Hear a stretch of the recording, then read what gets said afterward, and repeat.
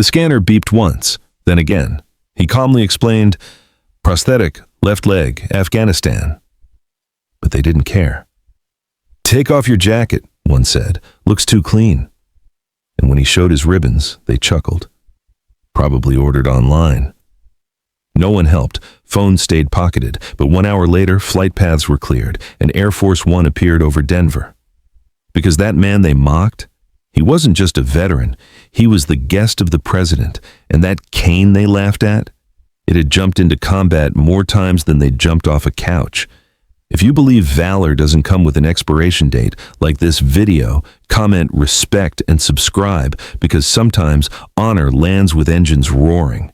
Colonel James Mitchell walked through Denver International Airport with the same measured pace he'd used crossing hostile territories in 3 different wars. At 67, his shoulders still carried the weight of command, though his left leg dragged slightly from shrapnel that never quite healed right. The aluminum cane in his right hand wasn't just for support. It was engraved with the insignia of the 82nd Airborne, a reminder of jumps he'd made when his knees didn't creak and his back didn't ache. He wore a simple gray suit, well pressed but not expensive, the kind a retired officer might wear to a grandson's graduation. Pinned to his left lapel was a small American flag, and beneath it, barely visible unless you knew what to look for, was a ribbon representing the Distinguished Service Cross. Most people didn't notice. Most people didn't need to. James was traveling to Washington, D.C. for a ceremony he'd tried to avoid for months. The Pentagon wanted to honor him for actions taken in Afghanistan 15 years ago, actions he'd never talked about publicly, actions that had saved an entire forward operating base but cost him 3 of his best men. He'd accepted the invitation, not for himself, but for their families who would be there. The airport was busy, typical for a Thursday afternoon. Families rushing to catch flights, business travelers checking phones, the usual chaos of modern travel. James moved through it all with patience learned from decades of military precision. He'd arrived early, as always. Late was unacceptable. Late got people killed.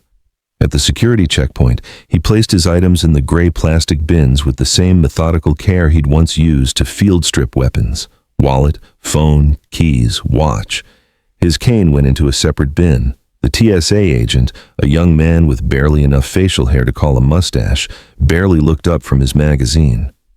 "Next," the agent called, not bothering to make eye contact. James stepped toward the metal detector, his prosthetic legs setting off the alarm as it always did. The sound was sharp, insistent, and immediately drew attention from other passengers.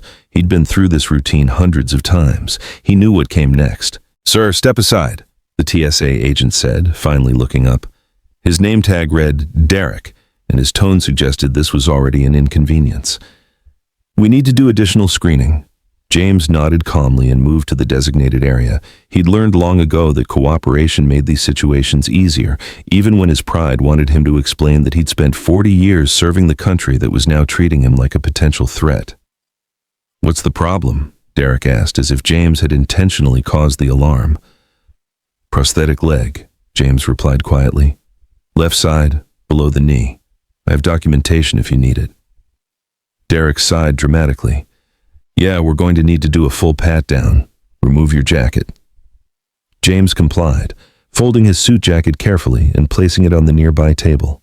As he did, his service ribbons became visible on his shirt, rows of colored fabric that told the story of a life spent in service. Bronze Star, Purple Heart, Combat Infantry Badge, 40 years of dedication reduced to small pieces of cloth. "Lot of fake medals these days," Derek muttered, loud enough for other passengers to hear. "You'd be surprised what people try to get away with." The words hit James like a physical blow. In all of his years of service, through all the genuine disrespect he'd faced from protesters and politicians, no one had ever questioned the authenticity of his decorations. These weren't just medals. They were earned with blood, sweat, and the lives of men he'd commanded. "I assure you they're real," James said, his voice steady despite the anger building in his chest. Derek snorted. "That's what they all say. Craig," he called to another agent, "come help me with this one. Claims he's some kind of war hero." Craig, a larger man with the bearing of someone who'd never been challenged, approached with visible skepticism. The two agents began their inspection with unnecessary roughness, their hands probing and patting with none of the professionalism James had come to expect from security personnel. "These ribbons look pretty new," Craig commented, fingering the fabric of James's Purple Heart ribbon. "Usually the real ones are more faded." "I replace them when they wear out," James explained patiently, "out of respect." "Right," Derek said with a smirk. "And I suppose you've got some story about how you got each one?" Other passengers had begun to notice the commotion. Some stopped to watch, others hurried past with their eyes down, unwilling to get involved. James felt their stares like weight on his shoulders, the same weight he'd carried in those awful moments when he'd had to make decisions that would haunt him forever. "Afghanistan, 2009, James said quietly. "Forward operating base Chapman. Taliban overran our position. I stayed behind to coordinate the evacuation." "Sure you did," Craig laughed. "Let me guess, you single-handedly fought off the entire Taliban army?" James didn't respond. He couldn't explain that he'd actually called in an airstrike on his own position, knowing it was the only way to stop the advance. He couldn't tell them about the 3 men who'd refused to leave without him, who'd died because of his decision. He couldn't describe the weight of command, the burden of choices that had no good answers. The pat-down continued, more invasive than necessary. Derek's hands lingered on James's prosthetic leg, making comments about how convenient it was that the metal detector kept going off. Other passengers began to mutter among themselves, some expressing annoyance at the delay, others starting to realize that something wasn't right about the situation. "This is taking too long," Derek announced loudly. "We're going to need to do this in the private screening room." The private screening room was a small, windowless space with harsh fluorescent lighting and the smell of industrial disinfectant. James sat on the metal bench, his dignity stripped away piece by piece as the two agents continued their harassment disguised as security protocol. "You know what I think?" Craig said, leaning against the wall with his arms crossed. "I think you bought these ribbons online, probably never even served." "I think you're right," Derek added, examining James's military ID with exaggerated suspicion. "This looks fake too. The lamination's too perfect." James closed his eyes and tried to find the calm senator that had carried him through combat, through the loss of men under his command, through the endless nights when sleep brought only nightmares. But this was different. This wasn't enemy fire or the chaos of battle. This was his own country, his own people, treating him like a criminal for the crime of growing old in service to them. "Gentlemen," James said, his voice still controlled but with an edge that hadn't been there before. "I understand you're doing your job, but I've been traveling for military business for over 4 decades. I know the procedures. This isn't normal protocol." "Oh, now you're telling us how to do our job?" Derek stepped closer, his chest puffed out with borrowed authority. "Maybe we should call the real police. Let them sort out whether you're impersonating a veteran." That was the moment something shifted in James's expression. Not anger, not indignation, but something deeper. The look of a man who'd given everything to his country and was watching it spit in his face. "Call whoever you need to call," James said quietly. "But I'm not removing any more clothing, and I'm not answering any more questions until you have someone here with actual authority." Craig laughed. "Actual authority? We are the authority here, old man. You seem to forget where you are." "No," James replied, looking directly at both men. "I know exactly where I am. I'm in the country I spent my life defending, being treated like a criminal by people who've never put on a uniform." Outside the private screening room, the situation had begun to attract attention from other airport personnel. A supervisor, Maria Santos, approached the security checkpoint after receiving reports of an unusual delay. She was a former Air Force NCO herself, and something about the situation felt wrong. "What's the holdup?" she asked Derek, who had emerged from the screening room looking frustrated. "Some old guy claiming to be a war hero," Derek replied. "Won't cooperate with additional screening. Craig's still in there with him." Maria frowned. "What kind of additional screening?" "Full pat-down, document verification, the usual for someone trying to fake military service." "Did you run his ID through the system?" Derek's pause was telling. We were going to, but he got all defensive and started making demands. Maria walked to the computer terminal and pulled up the security footage from the checkpoint. What she saw made her blood run cold.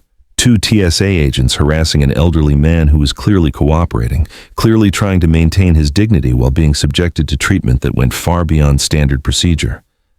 What's his name? She asked. James something. Mitchell, I think. Maria typed the name into the Department of Defense database, a system she had access to as a former military member. What appeared on the screen made her step back in shock. Colonel James Mitchell, Distinguished Service Cross, Bronze Star with V device, Purple Heart with Oak Leaf Cluster, Combat Infantry Badge.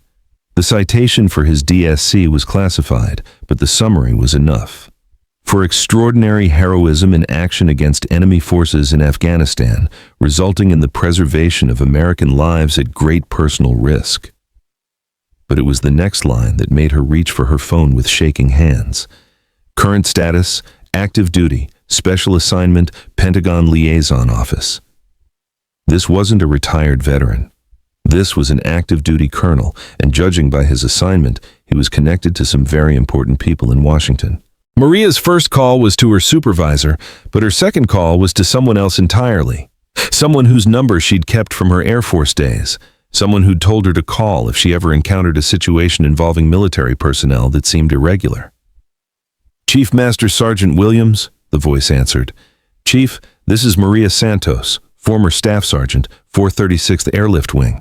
I'm working TSA at Denver International now, and I need help. We have a situation with an active duty colonel who's being mistreated by my agents. There was a pause. What kind of situation? Maria explained quickly, her voice getting more urgent as she realized the magnitude of what was happening. Chief, they're treating him like a criminal, and according to the database, he's not just any colonel. He's assigned to the Pentagon Liaison Office. What's his name? James Mitchell. The silence on the other end of the line stretched for so long that Maria thought the call had dropped. When Chief Williams finally spoke, his voice was tight with something between fear and anger. Maria, I need you to listen very carefully. That man is not just any colonel. He's the Colonel Mitchell. Afghanistan 2009. He's the reason half the people in this building are still alive, and more importantly, he's supposed to be in Washington in 3 hours for a ceremony that the president is attending. Maria felt the blood drain from her face. The president? The president, Chief Williams confirmed. And right now, you have 2 TSA agents potentially causing an international incident. Get him out of there. Now. And Maria, you might want to find a way to make this right, because in about an hour, there are going to be some very important people asking some very hard questions. Maria burst into the private screening room just as Craig was demanding that James remove his shoes for the 3rd time. The colonel sat on the bench, his bearing still proud despite the obvious exhaustion and frustration etched on his face. Gentlemen, step outside, Maria ordered, her voice carrying the authority of someone who'd learned to command respect in the military. We're in the middle, Derek began. Now, Maria cut him off. Colonel Mitchell, I apologize for this treatment. This should never have happened. James looked up at her with weary eyes. You know who I am? I know enough, Maria replied. And I know that in about 30 minutes there are going to be some very unhappy people looking for answers about why you're not on your plane. She turned to Derek and Craig, who were hovering in the doorway. Both of you, in my office, now. As the 2 agents reluctantly left, Maria helped James gather his belongings. Colonel, I'm former Air Force. I know this doesn't excuse what happened, but please understand that most of us have nothing but respect for what you've done. James nodded slowly. I appreciate that. But this isn't about me. This is about how we treat people who've served. If they'll do this to me, what are they doing to the 19-year-old private who doesn't have anyone to call? The question hung in the air like smoke from a battlefield, heavy with implications that went far beyond one man's treatment at one airport. While Maria was escorting James back to the main terminal, events were already in motion that would change everything. Chief Williams's phone call had triggered a chain reaction that reached the highest levels of government. The first call went to the Pentagon, where a duty officer immediately flagged the situation as urgent. Colonel Mitchell wasn't just any officer. He was one of the most decorated soldiers of his generation, and his upcoming ceremony was part of a larger initiative to honor veterans of the global war on terror. The second call went to the White House, where a harried aide interrupted a cabinet meeting to inform the president that one of the ceremony's honorees was being detained at an airport by TSA agents. The third call went to Andrews Air Force Base, where Air Force One was being prepared for a routine flight to Colorado for an unrelated event. The president's travel plans had just changed dramatically. Back at Denver International, James sat in the gate area, trying to process what had just happened. Other passengers gave him a wide berth, some recognizing him from the security checkpoint, others simply responding to the subtle signs of authority that still surrounded him despite his civilian clothes. His phone buzzed with a text message from an unknown number. "Colonel Mitchell, this is General Harrison, Joint Chiefs. Are you all right? We're aware of the situation and help is on the way." James stared at the message, wondering how word had traveled so fast. He'd served under General Harrison in Iraq, respected him immensely. The fact that someone at that level was involved suggested this had become much bigger than a simple airport security incident. The first sign that something extraordinary was happening came from the air traffic control tower. Controllers began clearing runways and rerouting traffic for an unscheduled arrival. The aircraft approaching wasn't on any commercial flight plan. It was Air Force One, and it was requesting immediate clearance to land. Inside the terminal, passengers began gathering at the windows as word spread that the president's plane was approaching. News crews, somehow alerted to the situation, began setting up equipment. Airport security went into high alert mode, though they weren't entirely sure what they were preparing for. James remained in his seat, watching the chaos unfold around him with the detached observation of someone who'd spent decades in situations where information came in fragments and truth had to be pieced together from incomplete data. Maria Santos appeared at his side, looking pale and shaken. "Colonel, I need to prepare you for something. The president is on that plane, and according to what I'm hearing, he is here because of what happened to you." James closed his eyes. This was the last thing he wanted, to become a symbol, a political statement, a story that would be told and retold until the truth was lost in the narrative. "I never asked for this," he said quietly.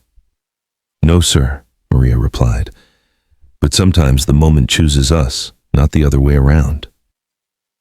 Through the terminal windows, they could see Air Force One touching down on the runway, its blue and white livery unmistakable against the gray Colorado sky. The sight of it sent a ripple of excitement through the crowd, but for James, it represented something else entirely. It represented the moment when his private humiliation would become a public reckoning. The president's motorcade arrived at the terminal 30 minutes later, a procession of black SUVs and security vehicles that turned the airport into a temporary fortress. Secret Service agents took positions throughout the terminal, their presence both reassuring and intimidating. Derek and Craig, the two TSA agents who had treated James so poorly, found themselves in an airport security office, facing questions from investigators who wouldn't identify themselves beyond showing federal credentials. The reality of their situation was beginning to sink in. They hadn't just harassed a veteran, they'd humiliated a man who was apparently important enough to bring the President of the United States to Denver.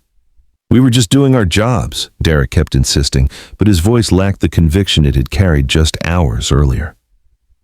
The investigator, a stern woman in a dark suit, looked up from her notes.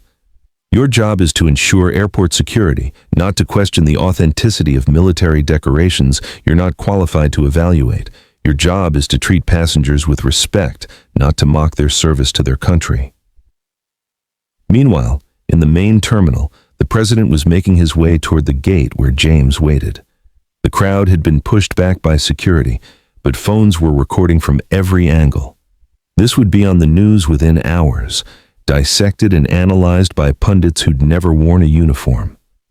James stood as the president approached, his military bearing taking over despite his civilian clothes. The president, a man who'd never served in the military but had deep respect for those who had, extended his hand. "Colonel Mitchell," the president said, his voice carrying clearly in the sudden quiet of the terminal. "I'm sorry for what happened here today. This is not who we are as a nation." James shook the offered hand, his grip firm despite his age. "Mr. President, I appreciate you coming, but this was just a misunderstanding. It doesn't need to become a national incident."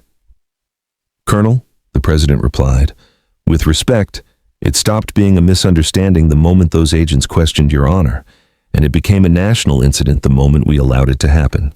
The president's impromptu press conference at Denver International Airport lasted 20 minutes, but its impact would resonate for years. Standing beside Colonel Mitchell, he spoke directly to the cameras about the treatment of veterans, the importance of respect, and the obligation of every American to honor those who'd served. "Colonel Mitchell served this country with distinction for over 40 years, the president said, his voice carrying the weight of his office. "He earned every decoration on his uniform through sacrifice and valor. The fact that he was treated with disrespect, that his service was questioned, that his dignity was stripped away by people who should have honored him, this is unacceptable."